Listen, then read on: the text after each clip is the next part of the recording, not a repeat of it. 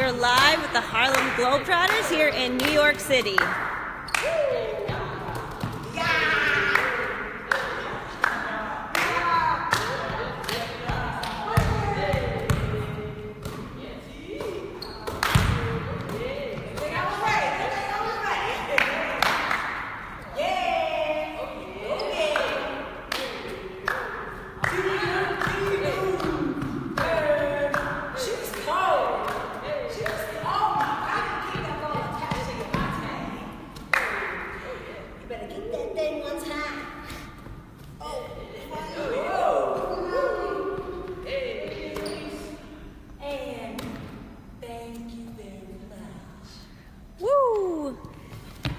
So for those of you that are just joining, we are here live with the Harlem Globetrotters here in New York City.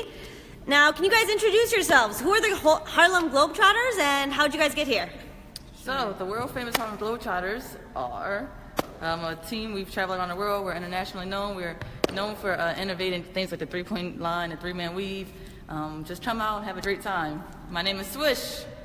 And Swish, how did you get to be on the Harlem Globetrotters? So this is my first season with the world famous Harlem Globetrotters. I started back on Christmas Day. I attended a tryout this summer, and now I'm here.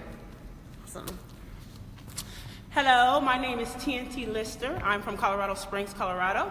I graduated from Temple in Philadelphia. This is my 6th year with the team. I'm so excited to be a part of the team. There's only been 15 women in our 91-year history, so we feel really honored to be a part of this long legacy. The Harlem Globetrotters actually started in Hinckley, Illinois. That's a fun fact for you guys, 1929. Yeah, we're super excited to represent for the ladies every single night. Nice. And what about you? How'd you make it here? First off, let me introduce myself. My name is Krista Ace Jackson. I'm number 1. I'm going on with the Globetrotters for the 2nd year. I'm from Harrisburg, Pennsylvania. I graduated from Point Loma Nazarene University in California, where it's nice, sunny, and bright, where I need to go back and get a tan. That's okay. Like I said, this is my 2nd year. I went on a tryout 2 years ago, or about a year and a half ago, and they said they were looking for some females, and I went on that tryout. I got the job, I got the gig, but I don't even call it a job because, I mean, we entertain millions of people every day, have fun. It's like a party on the court, and I am honored to be the 13th female to play for the Globetrotters.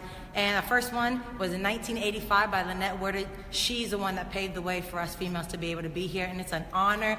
As you see us three, we are blessed and glorified to be here. We are excited, and we love every single day of our life to be able to play for the Harlem Globetrotters. And so there haven't been that many women. You said 15 women in the history of the Globetrotters. Yes. So how does it feel to be one of those 15? Those are big shoes to fill. Absolutely. It's definitely an honoring experience. You're on a team with the likes of Curly Neal, Meadowlark Lemon. Wilt Chamberlain played for the Harlem Globetrotters at one point. Right. So we're really humbled to be here, and like I said, we get a chance to represent for the ladies, and we get to show young women, you know, that they can achieve anything that they want. We don't have to just tell them, we can actually show them night in, night out, and for that we are grateful. Absolutely. Well, hey, you already have some fans. Someone named Mark Dyer just said it'd be cool if the Harlem Globetrotters were an all-female team. Ooh. And it would look a lot better, too. That's a good one, too. So for someone that does not know a lot about the Harlem Globetrotters, what makes the Globetrotters different than, say, an NBA team? Well, I think it's the fact that we are so intimate with our fans. We're a sports entertainment team. So when you come to one of our games, it's going to be some high-flying dunks, some comedic routines, and we pride ourselves on being an event that the entire family can come to and enjoy themselves, from grandpa to the littlest girl. So we pride ourselves on that, and I think that's what makes us a little bit different. Mm-hmm.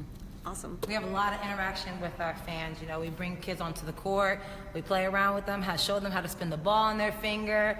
We have a 30-minute autograph session after every game where we're able to interact with our fans, sign balls, sign t-shirts, take pictures, and no other team does that. So, I mean, that kind of makes us special right there. Right. And now, if any kids are watching, they may be wondering how in the world you got here. What did it take to become a Harlem Globetrotter? What do you think, Bree? I mean, it took a lot of hard work, never giving up on the game, just working hard, staying in school, getting good grades, and just working hard. And then one day, hopefully to jump to a tryout for the Globetrotters and make it on a team with us and the rest of our teammates. Yeah. And now, as far as I understand, you guys are traveling all over the world performing, yeah? Yes. So what is someone named Wynn Rosenfeld wants to know, what is your favorite trick shot to perform when you're on the court?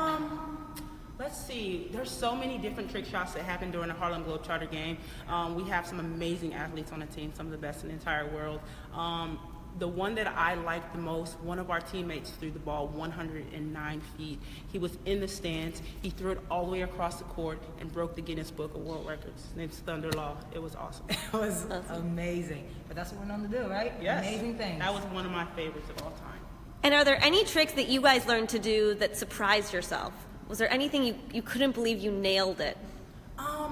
I think for me, there's so many different ways to spin the basketball, so I thought it was just like this. And then once we start going, they start to show me that you can go like this with it. Oh, you know what I mean? Whoa. You can take it like that, keep it going. You can go behind the head.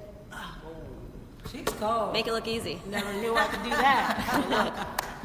Summer Page would like to know if you ever plan on giving little girls clinics. Do you ever hope to work with young female basketball players? Absolutely, absolutely. That's something that we love. Not just girls, but even boys, young athletes. There was a time where we held camps and clinics, but as individuals too. You know, we always have times that we, off season, have times where we host clinics ourselves as individuals. I know Fatima has her own camp. I have my own camp. We have a couple of camps where we actually live. But I mean, it's something. Coming to our game is a lifetime experience, and you're able to kind of learn just by watching, and that's how we first learned. I went to a Harlem Globetrotter game when I was younger, and that's when I first wanted to learn how to spin the ball on my finger. You know, so just that right there, just by watching and just kind of trying to imitate on what people do that's the best way to start to learn. And I know for me, giving back was something that I've been passionate about even before the Harlem Globetrotters. That's one of the largest reasons why I became a Harlem Globetrotter, because of what we do off of the court as well. We go to a lot of schools and children's hospitals and community centers, and you know, I think that's important to use whatever talents that you have to try and give back. At least to me it is. So that's a really big part of why I continue to be a Globetrotter. And now you guys are some pretty incredible athletes. You do some pretty out-of-these-world tricks. Boaz Frankel wants to know if you've ever been injured trying to pull off a trick. Big or small?